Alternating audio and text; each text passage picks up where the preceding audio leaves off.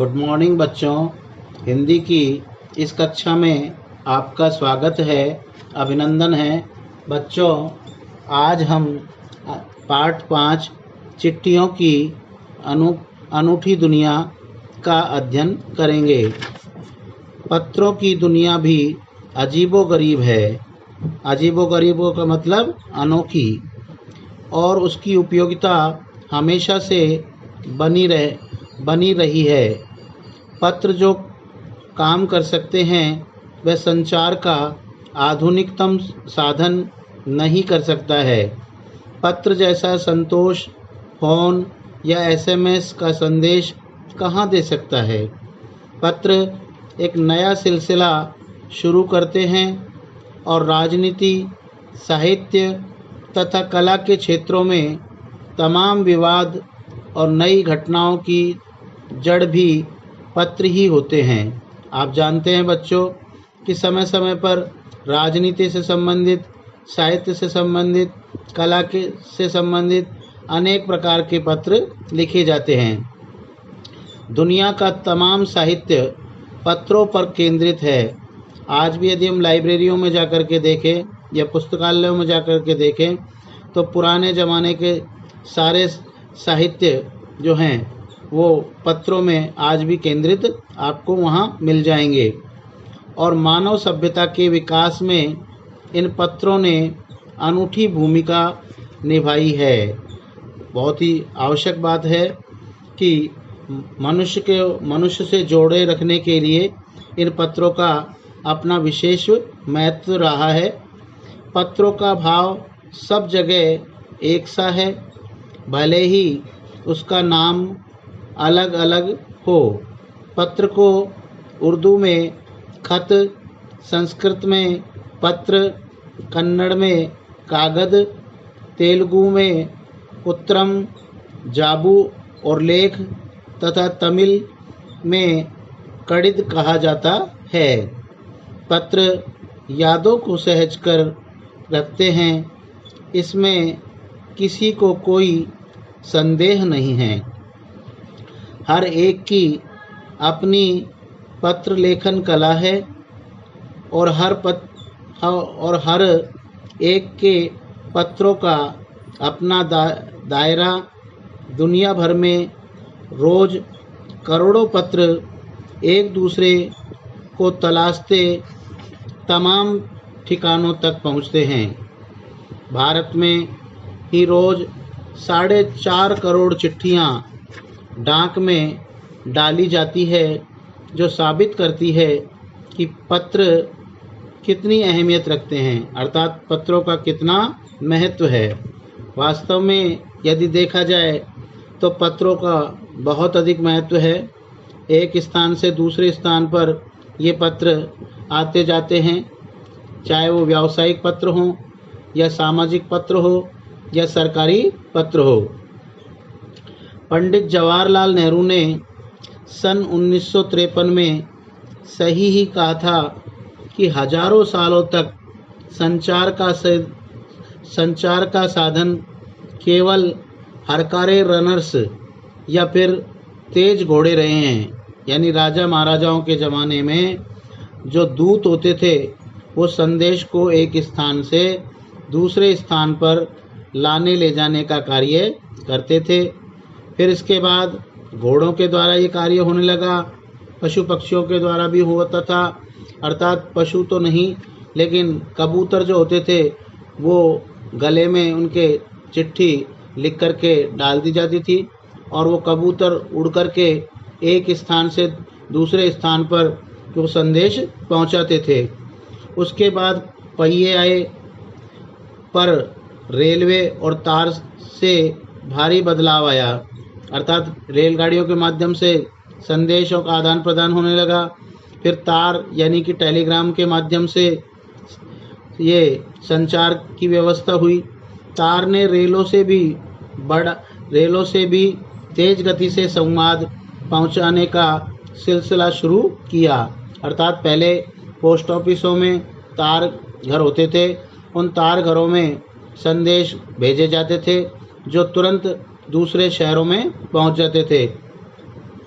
अब telephone, wireless और आगे रेडार दुनिया बदल रहा है, जो आप देख ही रहे हैं। पिछली शताब्दी में पत्र लेखन ने एक कला के रूप में ले लिया है, अर्थात अब एक कला है ये भी, पत्र लेखन की भी, जो अच्छी तरीके से लिखा जाता है, जो सामने वाले को प्रभावित करता है, आकर्षित करता है। डाक व्यवस्था के सुधार के साथ पत्रों को सही दिशा देने के लिए विशेष प्रयास किए गए। पत्र संस्कृति विकसित करने के लिए स्कूली पाठ्यक्रमों में पत्र लेखन का विषय भी शामिल किया गया। बच्चों, आप जानते हैं अब विद्यालयों में पत्र लेखन का कार्य भी शामिल किया गया है। बच्चों को सिखाया जाता है कि सरकारी पत्र कैसे लिखे जाते हैं, व्यावसायिक पत्र कैसे लिखे जाते हैं, और अपने सामाजिक पत्र जो अपने मित्रों को, सगे संबंधियों को कैसे लिखे जाते हैं।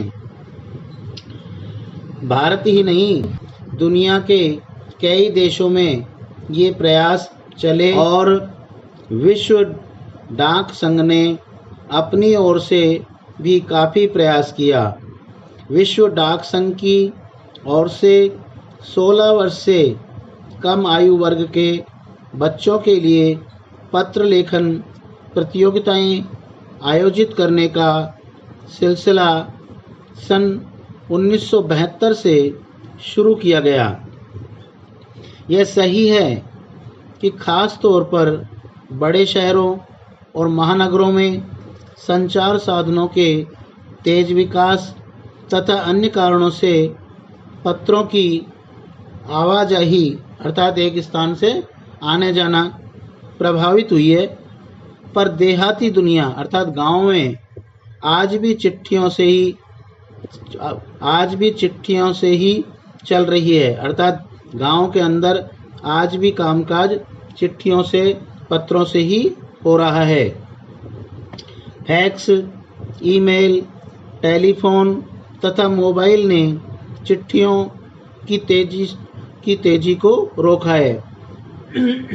ये सच बात है कि वर्तमान समय में फैक्स और ईमेल जा रहे हैं, कंप्यूटर के माध्यम से आज एक स्थान से दूसरे स्थान पर फैक्स भेजे जा रहे हैं।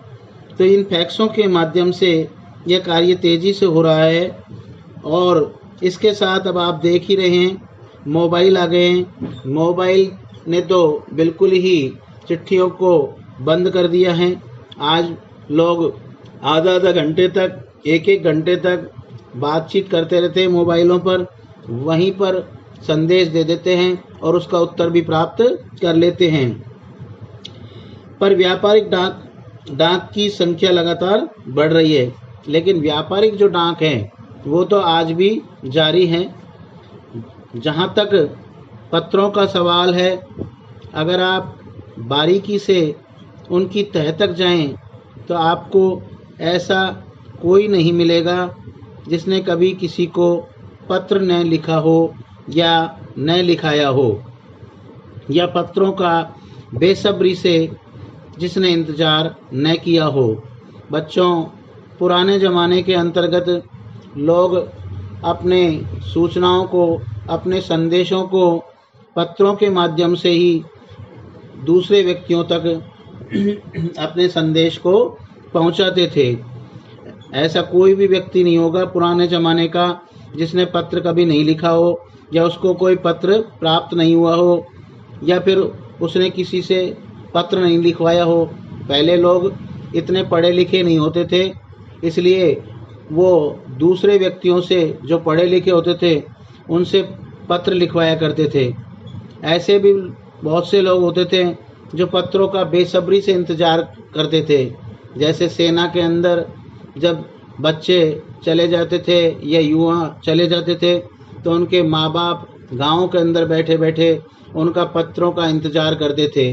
जैसे ही डाकिया आता था, पोस्टमैन आता था, तो उस पोस्टमैन के आते ही वो पूछते थे कि भाई मेरा बेटे का पत्र आया है क्या।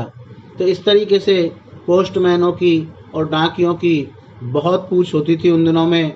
उनका बेसब्री से इंतज़ार किया करते थे। सरकारी नौकरियों में जब फार्म भरे जाते थे तो उन फार्मों के इंटरव्यू कॉल लेटर या परीक्षा के कॉल लेटर भी उस समय डाकघर द्वारा पोस्टमैन के माध्यम से ही घर घर पहुंचाए जाते थे। हमारे सैनिक तो पत्रों का जिस उत्सुकता से इंतजार करते हैं उसकी कोई मिसाल ही नहीं। एक